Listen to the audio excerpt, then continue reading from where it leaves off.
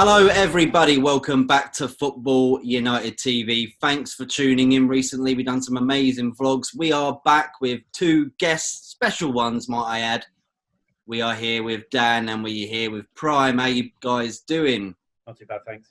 I'm doing good. I'm happy to be here back on the channel again, my second appearance.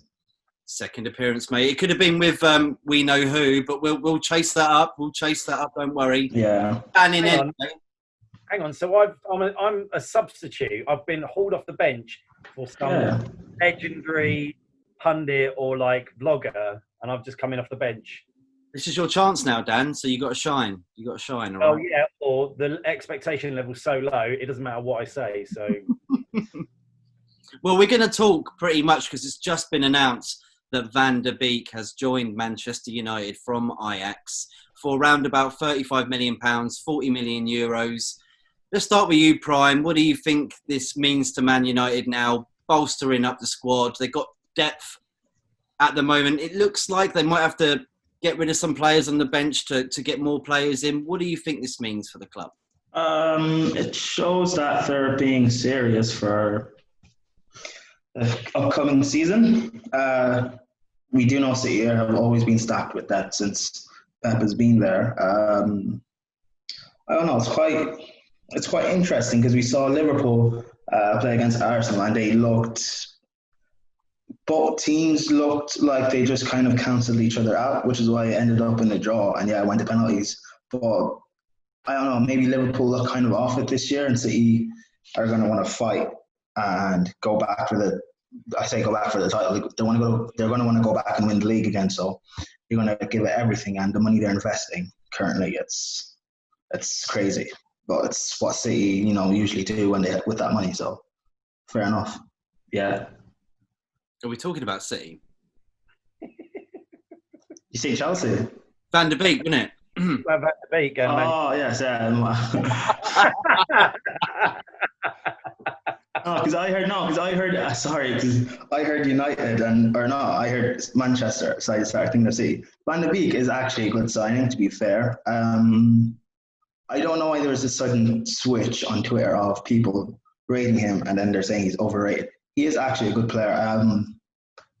He goes into United and he becomes backup. Yes, true, but it's what United need right now. They have a good starting 11. Minus maybe signing a few signings to actually make it better, but they actually need proper squad depth now because when you look at what Andres Herrera and Jesse Lingard, you don't want to have them coming off the bench to make an impact in games. But Van de Beek is someone who can make an impact in games, and he's also good enough to replace Bruno or Pogba if they're having a dip in form as well. I agree. What do you think, Dan? I know you don't really know too much about Van de Beek, but you saw him in the Champions League. I think, was it the semi-finals against Spurs? Two years prior, and I thought he looked decent. It's interesting that you're bolstering your midfield when that's maybe you need more depth, but I feel like maybe it is good you're bolstering your defence because I feel like you've got Fernandes and Pogba. Like Pogba seems revitalised under Fernandes coming into the team. He's like, wow, this is exciting again. McTominay isn't a bad backup as a DM, but why not bring in more depth in your midfield? I just wonder whether Man United are looking to bolster anywhere else. I would have thought another centre-back possibly. But then I've also heard that Smalling's had a really good season at Roma and he could be coming back to pair off with Maguire. That'd be quite interesting. Very tall English centre-backs. But from a United perspective, I know a lot of my friends are United fans. They're very excited because for a while it was looking like doom and gloom. There weren't going to be many signings, obviously. But then, I feel like Henderson is a signing. I know he's already a player, but him signing a new contract and, that's an exciting prospect as a backup keeper or a contender for first team goalkeeper. But I guess you don't want to start a new season with just signing a goalkeeper that you already had. But it'll be interesting for United to see how he slots in with that dynamic with Fernandes and Pogba and then how he works around the rest of the team. You know what? I'm thinking about the Dean Henderson thing. The fact that he's on over 100,000 a week obviously the same as De Gea. Is that not going to be a bit awkward having two potentially world-class goalkeepers at the club? I think Man United have kind of shot themselves in the foot here. I feel like they were right to renew Henderson's contract, but I feel like they've bumped his wage up way too big too early. Like, he's still a young lad. He's still, he had a great season on loan at Sheffield United. Is that enough to guarantee yourself 100k a week? I don't know. I don't think he's near De Gea. De Gea's on like 250 a week, I think, isn't he? But I just feel like United trying to appease too many people. I think they could have got Henderson to sign a slightly cheaper contract, maybe around 70, 80 grand, maybe less. Because Man United is the prestige of playing for a big club. Anyway, I don't know, Matt. You'll be able to tell me more. Any idea what was the signing fee for Van der Beek? So I said it was around. I think it was around £35 million, 40 million euros, which I think is a good price. You look at how much Grealish was offered, around 70 to 80 million asking price. I think it's a good move. He's got international status. He's been in the Champions League, and we've all seen him playing at the high level. And I haven't seen Jack Grealish quite yet playing at the high level, even though Premier League, playing for Aston Villa and beating the drop is a good achievement. Prime, let's go back onto Man City now then. And the talk of Lionel Messi moving there. We've been seeing loads of updates today. His dad's flown into Barcelona this morning at around 7 o'clock, and he's going into talks with the board. What do you make of this move actually happening? Do you think it's good for Messi? Do you think it's good for Man City? And do you think it's bad for Barcelona, or could it be good for them too? The Barcelona question is probably easier to answer. I don't know. Okay, let's take it back a few years ago when Neymar, apparently he wanted more of a role within the team as well as a better contract, and they weren't willing to give either one to him. He left, and that was to the detriment of Barcelona. That's when they really started to decline. I think that personally they should have given him more of a bigger role within the team, because what they've been doing since he's left is trying to build the team too much around Messi. And I know this sounds mad to say, but with the age Messi is now currently, you've got to start preparing for the future. And you can't continue to build around someone who's 32 years old right now. And yes, he's still one of the best players on the planet, and he will be, go down as one of the greatest of all time.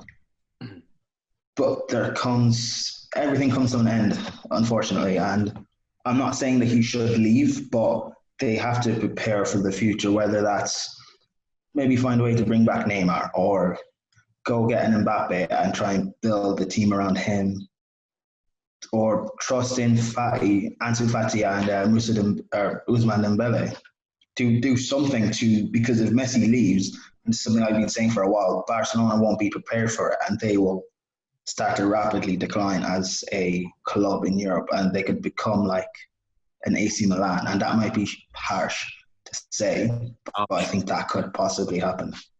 Well, yeah, you said about the fact that they're trying to get rid of their older generation of players like Vidal, Suarez, and it looks like Messi as well, all over the ages of 30. And Ronald Koeman obviously wants to put his philosophy into the team, which will be a team game, won't it? And it will be sort of similar to what Ole and I guess maybe Frank Lampard are looking at, like bringing in younger players that can be there for a while. It's difficult, isn't it, with Barcelona though? Like, I'm hearing those people saying it's just somewhere you just don't want to go right now. And people are saying like, oh, maybe they'll go in for Jadon Sancho if they sell Messi and then build from that way. But do you think there's an attraction right now to go to Barcelona, or do you think that's something that's really damaged them? I think Barca and Real Madrid are both going through this period right now where they're both trying to rebuild. And I mean, okay, fine, it's always going to be Barcelona and Real Madrid, so they'll always be an attractive team to go to. But if you're a young player like a Sancho or Holland or if you're a young player, would you want to go to Barcelona and be part of that, or Real and be part of that future and ethos? Yeah, because they are a big club. But I don't know how much money they both have right now. I mean, it looks like, at least we're at Madrid right now, it looks like the past couple of seasons that they've been trying to offload and sell players, especially Gareth Bale with the wages he's on. And it looks like they're possibly trying to plan for an Mbappe or a Neymar. If when you look at someone like Paul Pogba, who's been linked with Real Madrid for the past like season or two, if he goes there now, he's just going to be part of that rebuild, like what Hazard is there as well. They're not going to be in contention. Well, they'll always be in contention, but they're not going to be likely to win the Champions League for at least a season or two. And when you're in your prime, like what Hazard is now and what Pogba currently is, do you want to waste your prime in a team that's not ready and gearing to go? I don't know about that. It's difficult. I mean, looking at the players that have gone to Real Madrid in the last 3 or 4 years, even more, looking at Bale, they haven't done very well. Well, Gareth Bale has, but the fans haven't taken on to him. And it kind of like reflects with the Eden Hazard transfer. What do you make of that, Prime? The fact that he's left now. Do you even miss Eden Hazard? The fact that you've brought in all these players now for Chelsea this summer? I'm always going to miss Hazard. But no, it's... Okay. The situation where Messi is kind of similar with Hazard, not comparing the players at all, but I'm talking about in terms of the quality that they both possess. And they both kind of try to build, because you have this one player, or I guess two players in this instance, that they're both such talented X factors that they could single-handedly win a game on their own, that you kind of, I guess, build a team around them, but with mediocre players for the most part. And if there's a day when they're both having off games, like with Hazard, when Jose at United decided to put Herrera and man-mark him, or second leg against Liverpool at Anfield when Messi was just having an off game, or Bayern Munich this season in the Champions League when Messi was just having an off game. The rest of the team don't make that step up because you're always expecting, oh, it's Messi, he's going to bail us out, and he's going to score a mad free kick like he did in the first leg at the Nou Camp. You can't constantly, you've got to step up yourself. You can't constantly be relying on these players. When Hazard left, as sad as it is to see someone who's going to go down as a club great, as a club legend, I was happy, kind of, because finally I will get to see these players step up. Someone like Willian, who gets criticised at Chelsea, but this season he was our top 3 players in terms of performances, and arguably player of the season. He's now at Arsenal now, which I'm kind of sad about. I'd like to have seen him stay for squad depth. But if Messi goes, maybe you can see some of these players actually start to, step up and take some of the mantle themselves. But it's going to be hard. I don't know what's happening, because apparently some of these players have been let go. Suarez is he going to AC Milan or Ajax or something like that? So I don't know. It's going to be interesting. Will be. Do you know what? I actually remember going to see Ajax years ago when Suarez was there. I watched him play a few times at Ajax. And the way he was sent off at Ajax, like sent away to go to Liverpool, was amazing. They brought out flowers for him every game and that. He was applauded every time he come out. It would be a good fit for him to go back there, but I don't know whether his thinking is, do I want to still be in the top of my game and be at a massive, massive club? Look, Ajax are, because they've won a lot of European Cups and, of course, domestic as well. But, yeah, I'm not sure what's going on in Suarez's head, the fact that the age he is and everything like that. What do you think, Dan? What do you think's going on at Barcelona and Real Madrid? Like Prime said, it seems to be sort of a similarity, doesn't there, at the moment? Real Madrid, right? Just going back to the whole Gareth Bale thing. The problem there is that Gareth Bale said that football wasn't everything, and they also like playing golf. And the fans were like, no, football is everything, and golf doesn't mean anything. So they like that got their backs up. He has had fitness issues. He can't help that they're paying him, what is it, like 650 grand? Jesus. It's nuts. It's mental. He's getting paid so much money. And that's not his fault. That's the club. The club offered him the contract. What's he going to do? No, don't pay me that much. Pay me less. What's he going to? Yeah, pay me as much as you want. And the minute the fans fall out of love with him, the club falls out of love with him. Bale was Bale was kind of similar to Ozil now, like in that situation where he's out of favour, he's out of love. I think he's lost his drive, or well, with Ozil, I just feel like Ozil doesn't even like football anymore, or if he does, I don't know. But they're two really difficult situations. Like the clubs can't get rid of him. Then the fans begrudge them being at the club. Does Messi want to end up going down that route though? Not that I can't see that happening. They can't even get him signed a new contract. I just feel like with Barcelona at the minute, with Koeman coming in, I've got a weird feeling he'll be out the door. Like Koeman will come in, he'll try putting his own spin on things for a while, and there's rumours like there'll be a change of chairman or something in March, and he'll be out the door with the new chairman coming in March.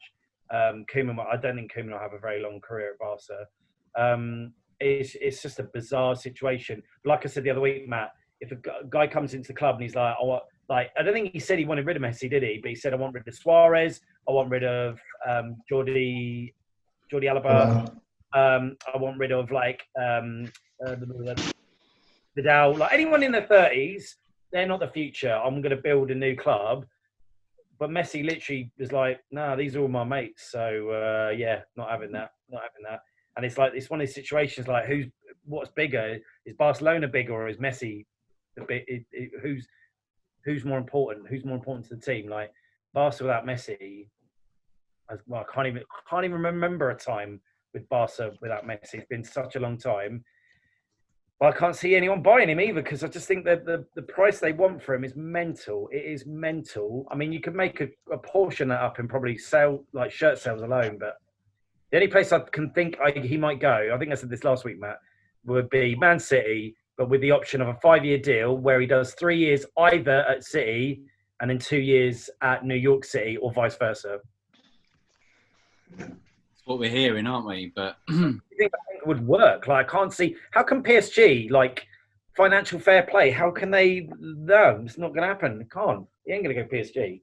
So let's move on to the fact that Prime was saying about Willian was the best player at Chelsea probably last year, and now Arsenal have got Willian, and they've also got Gabriel in the last couple of days. What are you making of this from Arsenal at the moment? And Edu putting his foot down, bringing in the players that he wants. A lot of Brazilians as well, might I add. I think there's some sort of connection there between him and the country, because obviously he was the scout for Brazil, or I think so. Also, so with the Willian signing, Willian's agent works quite. I think he's a gooner. Like they all work quite closely with each other. But like talking about Gabriel quickly, because I know we've got a lot of time left. Actually, we said at the start of this, before we start recording, Arsenal got about 8 centre-backs, haven't they? We've actually worked out we've got 9 centre-backs. Gabriel, Saliba, Mustafi, Mavropanos, Luis, Socrates, Holding, Chambers, Pablo Marie. So, great, we've bought another centre-back. What are we going to do with these other, probably 5, like 4 or 5, we do not need. So, look, I'm sure he's a great centre-back, but I feel like we're going to be pinning a lot of hope on Saliba and Gabriel sorting out our defence. Yeah. Plus, something to add in that Saliba and Gabriel, I mean, all right, I might not rate them that highly, but everyone else does, which is fine. But they both are very young centre-backs with not that much game experience in terms of seasons in first-team football. Who is going to be the guy in your squad in terms of the centre-backs to lead them through in terms of experience? Louise. I mean, I love Louise, and he is an experienced defender. He's like won a Champions League and Premier League and everything, but I mean, in terms of a quality defender, because on his day, Luis is arguably world class. But how many of those days does he have? I remember one day against Man City when we all thought he was going to be sacked that day. Do you remember that fluff he made? And everyone was like, get him out, and then suddenly, like, we like him again now. That's the same. It's 1 minute you lose your head, and then after a couple of games later, you can actually get the fans on your side again. But like I was saying to you through DMs, we're football fans. We're fickle as a fan base. Yeah, you did say that earlier, and you are completely correct. We were talking about Di Maria getting his house robbed, and the fact that Man United gave a lot of stick for it. Yeah, definitely. I do think though, like, the Luis, but like they're juxtaposed events now. Like if you think of the two City games after lockdown, the one in the league and then the one in the FA Cup, Luis put in two different performances. One, he came on, looked like half asleep, wasn't the first choice starter, gave away a penalty, got sent off. And then the FA Cup semi-final, he was on another level. Him and Mustafi played like made some of the best blocks and stops I've seen from centre-backs in an Arsenal shirt in a really important game. We've just got too many centre-backs. That's the problem. Too many centre-backs. I think Man U got too many midfielders. And Chelsea, just stop buying quality players. Thiago Silva, I think he's going to look sick next year. I'm well excited about seeing him. Why didn't Arsenal go in for Thiago Silva? Maybe it's an age thing. It might be an age thing that we've already got a lot of centre-backs of a certain age. But yeah, on a free, maybe it's also, I think Arteta's got to restructure some of the wage bills, because I imagine Thiago Silva comes with a high wage. I don't know. I think it's probably an age thing. And he's Brazilian as well. You would have thought that maybe he would have been able to keep that up, But okay, Gladimus, we're going to talk about Kai Havertz coming in. That should be happening in the next couple of days, shouldn't it? And you're looking at a goalkeeper as well from Rennes. Is that correct? I mean, you say should be with Havertz. I was told that 2 days ago. It should be happening today, but who knows? But with the goalkeeper, yeah, we're looking at. So we're looking at everyone, actually, to be fair. We're looking at Magnon. I've heard Chelsea fans say Nick Pope. I think Oblak is the main goal. We're also looking at Donnarumma, but with his agent and what he's like, that's going to be difficult. There's Strakowska.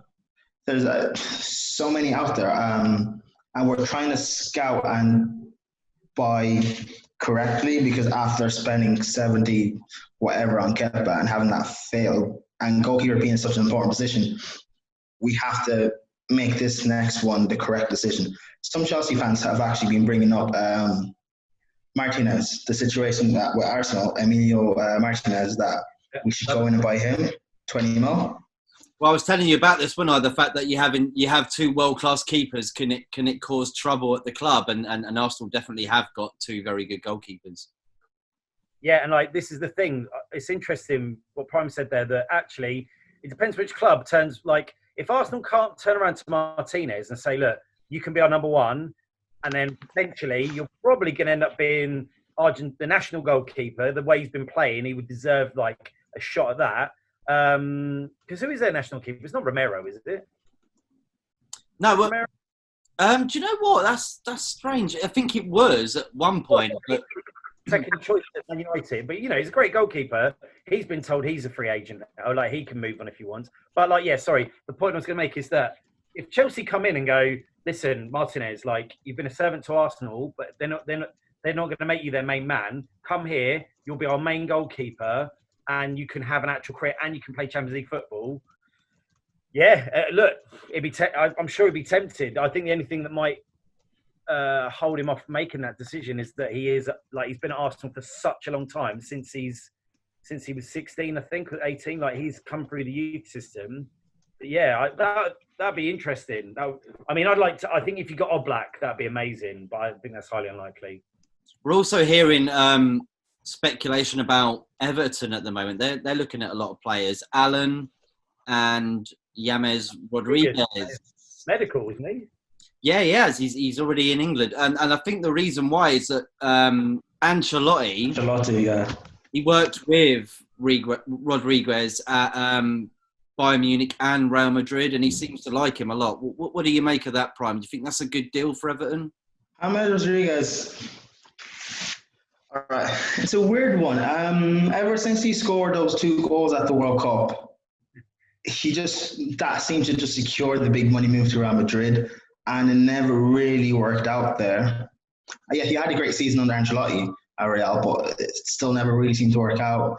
Got that loan move to Bayern Munich, which again he did play well under Ancelotti, but I don't know. I don't rate the guy that highly. And like in terms of number 10s, I think Ozil was better when he was around in his prime. Mata was better. Silva was better.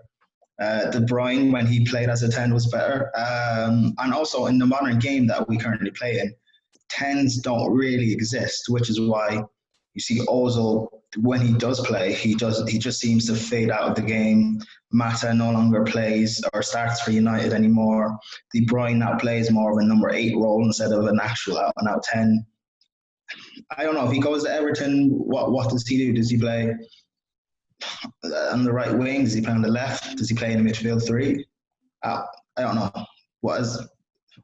I understand it, but I don't get it. I think just Richarlison's probably licking his lips at the fact that he's got someone like James Rodriguez to sort of feed him the balls, no matter what side he plays. We're talking about Everton, though. I mean, we can't really look at it as if they're building to win the Premier League, but you never know what might happen. Leicester won it once, so, I'm not going to say any more on that, really. Guys, we are pretty much at the end of it now, and that was pretty quick and pretty good, might I add. No, I noticed we've got less than a minute left, but yeah, thanks for having us on, Matt. Thanks for having me on, man. Brian, thank you so much for coming back on, mate, and we will sort out this vlog for you. And Dan, thank you very much for coming on too. Do you want to shout out your social media so everyone can find out where you are, if you want them to, that is? Ladimus Prime X on Twitter. That's LADIMUS PRIME X on Twitter, and on Twitch it's Ladimus Prime 8. So Ladimus Prime, the same spelling, and the number 8. So Dan, shout out yours for us, please, mate. Social media, I am on Twitter at Dan Michael King, I think. Seriously, no idea. I think that's right. And then my Instagram is, if anyone's interested, at Daniel_King_actor, because I am an actor. Just not a famous one, just a working one, or not working at the minute, but yeah. You weren't acting for this vlog, were you? You're not an actor on here, are you? I fooled you all. I am really from Marseille. I am a Marseille fan. Yes. Valbuena is my favorite player. No, that's terrible. Right. Terrible. At Dan Michael King. Yeah. Actor, writer, puppeteer. Yeah, I just saw you on Twitter. I'm going to follow you. Nice one. Thanks, Brian. Guys, thank you so much for joining us today. Prime as well. Lovely to have you both on. And check us out as well. Football United TV, Instagram, YouTube, Twitter. You know the rest. And hopefully we'll have you guys back doing a Premier League preview this weekend if you fancy it, with loads of other people. So if you want to come on. I was going to give Prime a follow first, but yeah, defo. Brilliant. Thank you, man. Guys. But yeah, the Premier League preview, that should be interesting. Yeah, it should be. Brilliant. Well, I'll be glad to have you both on. Thank you for joining in, and have a pleasant rest of your week. Bye-bye. Peace.